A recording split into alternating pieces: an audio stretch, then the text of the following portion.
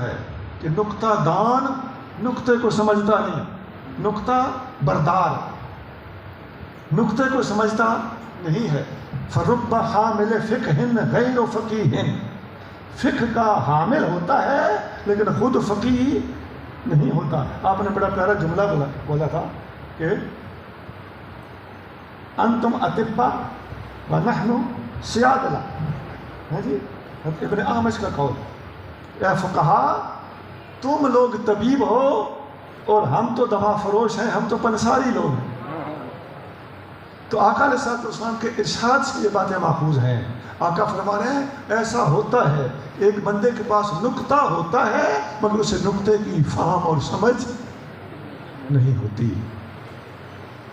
وَرُبَّ حَامِلِ فِقْهٍ إِلَىٰ مَنْ هُوَ أَفْقَهُ مِنْهُ، اور بعض اوقات فرمایا ایسا بھی ہوتا ہے کہ ایک نقطہ بردار آدمی اگلے کو نقطہ بتاتا ہے تو اس میں اس کی نسبت فہم زیادہ ہوتا ہے اور وہ نقطے کی گہرائی میں اتر کر اس سے فیض حاصل کر لیتا ہے۔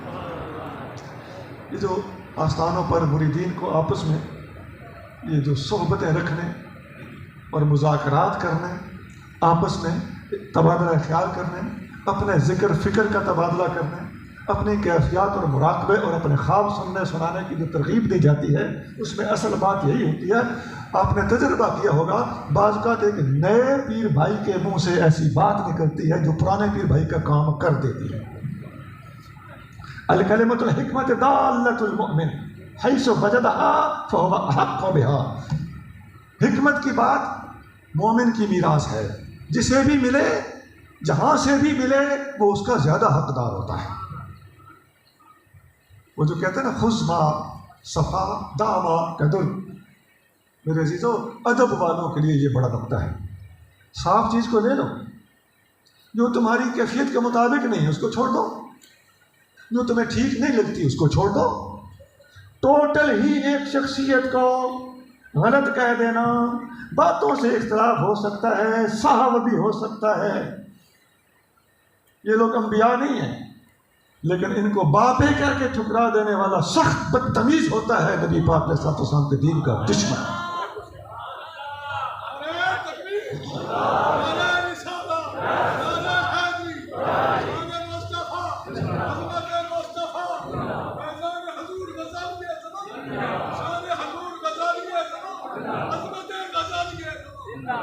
اسی لیے نبی کریم صلی اللہ علیہ وسلم کا ارشاد بخاری شریف میں موجود ہے، فرمایا بلغوا انی ولو آیا، مجھ سے ایک جملہ بھی سنو، ایک آیت بھی سنو، ایک حدیث بھی سنو تو اے میرے امتیوں آگے پہنچا دینا تمہاری ذمہ داری ہے۔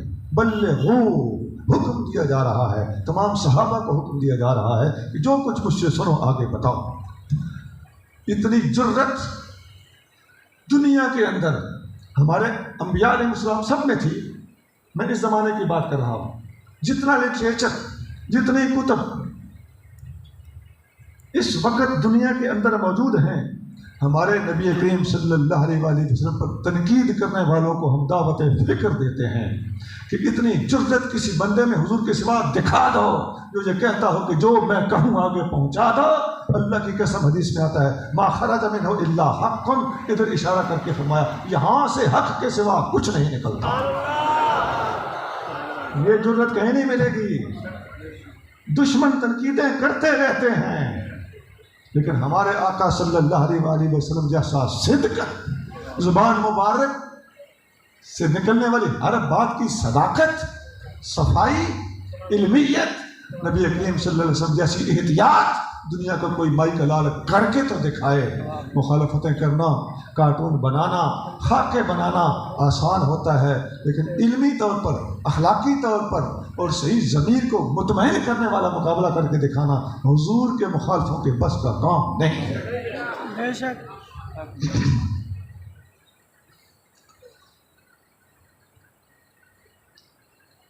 لہذا فرمایا جو کچھ سنو آگے بتاؤ۔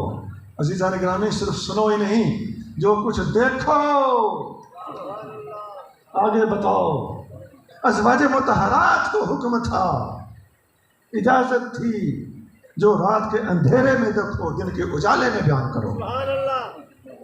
لوگ کہتے ہیں جی اس قسم کی حدیثیں اما عائشہ صدیقہ رضی اللہ تعالیٰ عنہا نے کیوں روایت کی؟